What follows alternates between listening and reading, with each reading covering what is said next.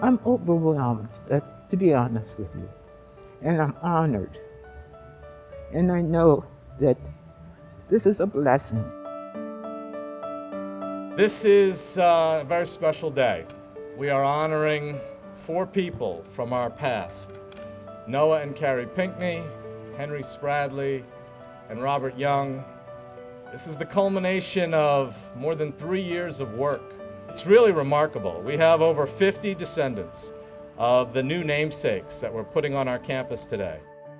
Well, I first found out because Matt had sent an email to my granddaughter, Aaliyah, and I was CC'd on it, and I read it, and I thought, oh my gosh, how important was that? It's important that we learn more about the individuals that we're honoring today. These are not just names on a gate or on a building. They're supposed to be stories that can inspire us.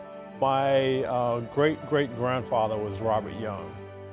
Robert C. Young was born enslaved on a plantation in Western Virginia around 1845.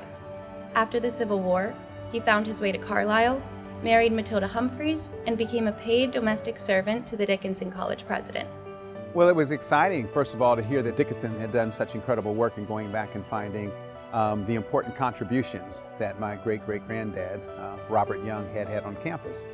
Hearing the students read the story of my ancestor was very touching, that they did the research and found out about my ancestor, and so very appreciative of the work from the students. Noah Pinkney was born enslaved in Frederick, Maryland in the 1840s. During the Civil War, he came to Harrisburg. He also served in one of the segregated black regiments in the Union Army. After the war, Pinkney returned to his family in Harrisburg before eventually settling in Carlisle during the 1880s. He and his second wife, Carrie Taylor Pinkney, then became legends in the local community for selling delicious treats, both on and off campus, for nearly 40 years. Carrie Pinkney, a former enslaved woman, was just as popular with the students as her husband Noah. By remembering Carrie Pinkney, we are recognizing that women, just as much as men, played pivotal roles in the shaping of our nation, our communities, and our college. The new Pinkney Gate will stand as a symbol, not just of a more inclusive past, but also a more honest one. Henry W. Spradley was born as an enslaved man in Winchester, Virginia in 1830. He escaped from slavery during the Civil War and settled in Carlisle. I'm a descendant of Henry Spradley, so I'm the fifth. He's my great-great-great-great-grandfather. Spradley held the post of head janitor at West College until his death in 1897. I mean, I knew I had family that was from Carlisle. I didn't even know about him until last year. We were just like in awe of, there's this, a man named Henry Spradley that we knew nothing about, that was that fought in the Civil War, that was an escaped slave from Virginia, that worked at Dickinson College, had to renaming a building after him. He was so influential that, when he passes away, they shut down classes to hold his memorial service. I mean, that's just a testament to a great man. The people that we're honoring today overcame great obstacles.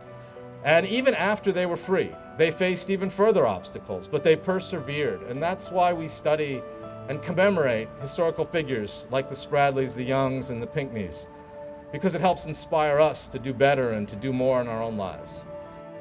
Yeah, so I'm from Fort Scott, Kansas. It's a very small town next to Kansas City, close to 2,000 miles away. I flew here, and I wouldn't miss it for the world. I came here to learn everything about my history and meet my family. There's probably 20 cousins that I've never met. So when we introduce each other, we're like, hey cousin, hey cousin. It really helped me understand why my dad and his dad were such incredible human beings as well, because they were so accomplished and so driven in what they did. But recognizing the challenges that Robert Young had coming out of slavery and then working in this community at that point helps me understand how easy we have it now, and how easy I have it now being a CEO of a company in California as well. I realized what a long journey he had from being a slave to coming here and working on a college campus in several different capacities, really encouraging my grandfather to get an education, who in turn just reinforced the importance for my mother who graduated from this university in 1934. It's an amazing family story. The fact that a number of his descendants have gone on to pursue education, we have a lot of educators that are in the family, a lot of advanced degrees that are in the family. I think he'd be proud to be able to see what his legacy meant to us. This is telling me something about Carlisle, Pennsylvania, this little nugget in the United States where I used to live. And this man is a part of who I am. For me, it represents that my responsibility in my life is to make sure I impact as many people as I can, considering what he was able to do 150 years ago. Just knowing and hearing his story has just made me feel proud, and hopefully I can instill the same level of focus on education, the same level of importance of education to my descendants. We must continue to face and acknowledge our true history, embrace it, and above all, continue to lift up the stories of remarkable Dickinsonians for their courage and their accomplishments. I am glad that Dickinson has taken it upon itself to recognize individuals who have long been overlooked in our society. But I was truly excited to know that somebody paid attention to the people who do what other people don't want to do, the janitorial things. So I want to thank them from the bottom of my heart for the work they did to complete this project, and Dickinson for allowing them the space to work through that. All of us together are like threads that wove this country together. And we can't allow people to start pulling threads and tearing our nation apart and our country apart. So this is an example about, this is a start. We can do this.